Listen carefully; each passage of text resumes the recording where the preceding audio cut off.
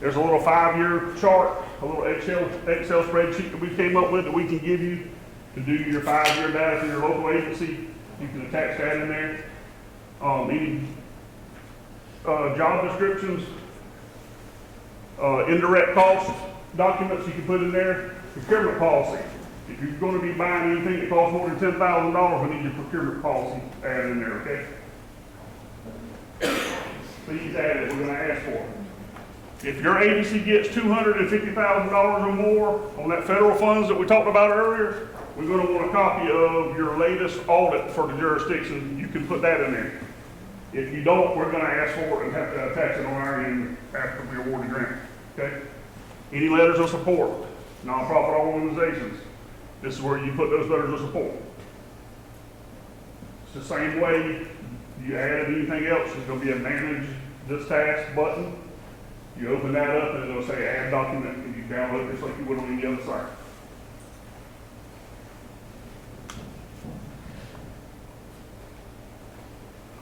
Program assessment. This is where we want you to tell us what you did, what you're doing, to try to address the problem already. Are you teaming with bad? Are you and the other local jurisdictions getting together? Is GSP coming in there helping you try to work speed if you have a speed problem? What are you doing and what community organizations are you working with to address the problem that you have? This is where we want to know about all that. Past and current efforts. Have they worked or have they not worked? Our agency put 365 DUIs in jail last year, but we still see an increase in DUI crashes and fatalities. You just told me what you did and whether it worked or not, right? If you are teaming with any local community organization to help do highway safety efforts, please tell us about it. This is where you brag about what you're doing and whether it's working or not. We need to know that. When we score these grants, we have specific questions we have to answer. And one of them is, did you tell us whether your project worked or whether it's working or not? All right?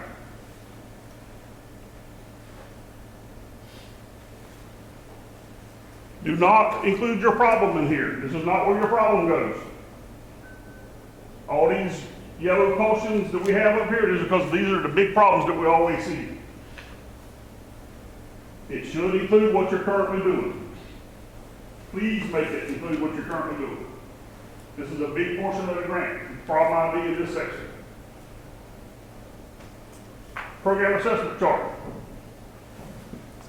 Each one of these tabs is going to open the same way, y'all, and it's going to have a manage button at the top, just like we showed you in the other slides. You're going to open it up and you'll be able to put this data in there, this information in there. Universities and colleges should include the current student population. And your problem ID, do you think having a college in your jurisdiction will be part of your problem? The increase in population? We want to hear about all these things. How many interstates do you have running through there? And those are the things you need to tell us on the geographic side of that problem ID. Law enforcement, you must give us 3 years of your enforcement data. Nothing that we don't track all the time, you guys give us anyway. Goals and objectives.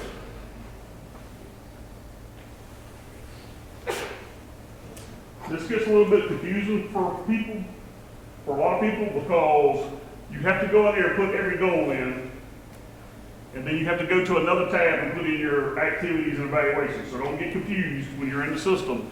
You're going to put this objective in, you're not done when you put that objective in. The next tab, you got to put your activities and evaluations in there, okay? For law enforcement grants, we have a template. Do not go create your own. We have it. There's no sense in creating your own.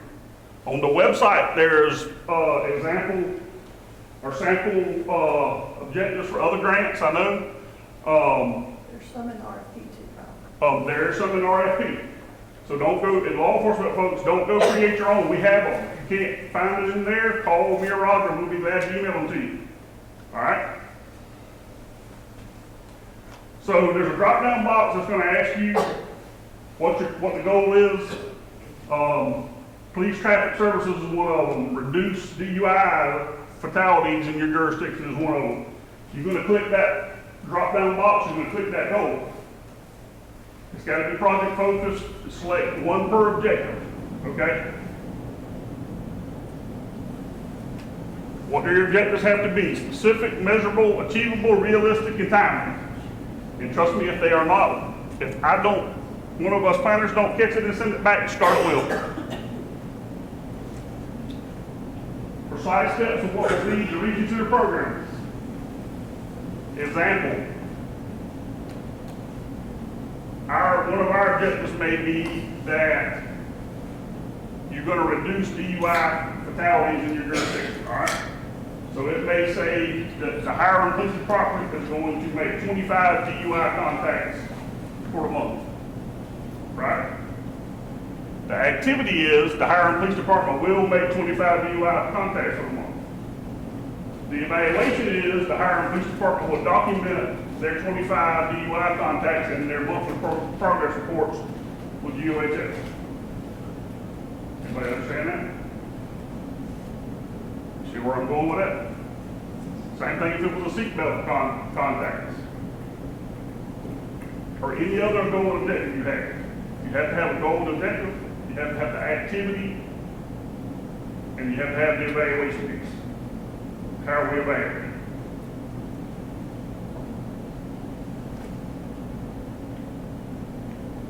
Make sure that your objectives are measurable terms.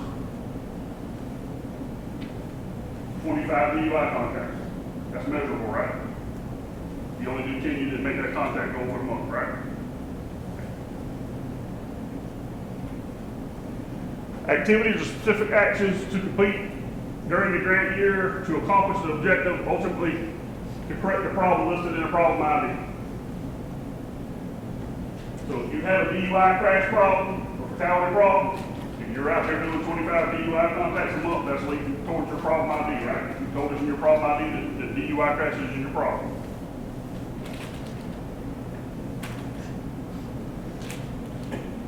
Look, everybody's different. Every heat team that I have, all 20, whatever there is of me of them now,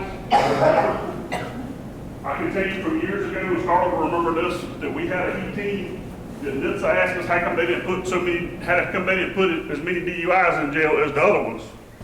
The answer was simply that DUI crashes were not their problem. Their problem was speeding crashes, and they were working daytime instead of nighttime, trying to cut down on the speeders. Am I correct by that? Everybody's different. Evaluations, just like I said, you would put in there that you're gonna to put in your progress report how many contacts you made a month. That way UHS can evaluate that, and we will at the end of the year and during the grant period. Right below your evaluations is a milestone block. If Hiram PD is saying they're going to do 25 DUI contacts a month, every month there's October through September at the bottom. You've got to put 25 in every block across that bottom. So we do milestones. So when you do your progress report and you tell us that you made 30 contacts that month, it lights up green. We know you made your contacts for that month. If you only does 10 in your progress report, it lights up red, and we know that you didn't make that many DUI contacts. Media planning. We need you, every grant is required, to send out a media notice that they received the grant, the agency name, and I'm getting ahead of myself on the slide, I think. Agency name, the amount of the grant, outline the grant to the public, and we need you in this paragraph, we need you to list what media sources. WTOC, WSAV, you're going to send it out with 107.9 radio, you're going to send it out on social media, you're going to do whatever. We need you to tell us specifically where you're sending it out to. It's worth points when we're grading it, I promise you. And there's a lot of people that don't do it. That's why I asked Scarlett to put it in red. Resources are what? Resource requirement section. Same thing, you're going to open up that tab, go to the top, there's a button that says manage. This is important. Resources are what needed to complete the project. This is a detailed jurisdiction, justification, I'm sorry, of all budget items. This is probably where we have the most grants sent back out of anything that we have. Out of all the problems that we have in grants, this is probably the most frequent one that we send things back for. If you put something in your budget, you need to tell us in the resource requirements that you need it, why you need it.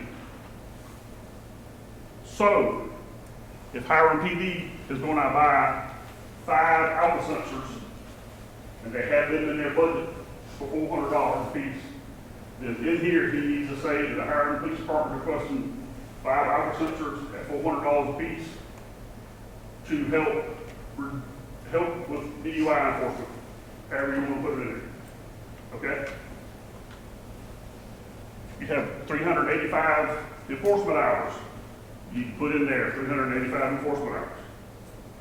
But I like to tell everybody to do to make it easy on us and to make it easier on y'all later is if you go, Ms. Laura's gonna go over the budget stuff in a few minutes, if you go straight down the budget forms and you do your resource requirements straight from your budget, it'll read easy and it'll flow right through and you won't have any problems.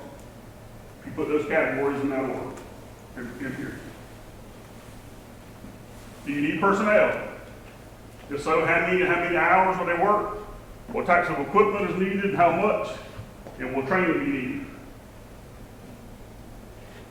So if you buy radars, you want to put in there that you need the radars to help with your speed problem, and then all the officers that we use those will be trained appropriately and have the correct certificates from post to be able to use those radars.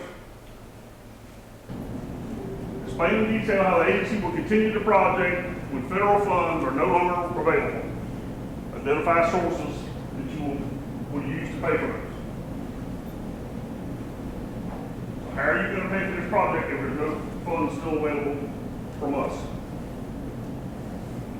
Most say that it'll just roll into their budget, to their regular budget. That may not be the case for you, so here we need you to give us a detailed explanation on how you're going to do that.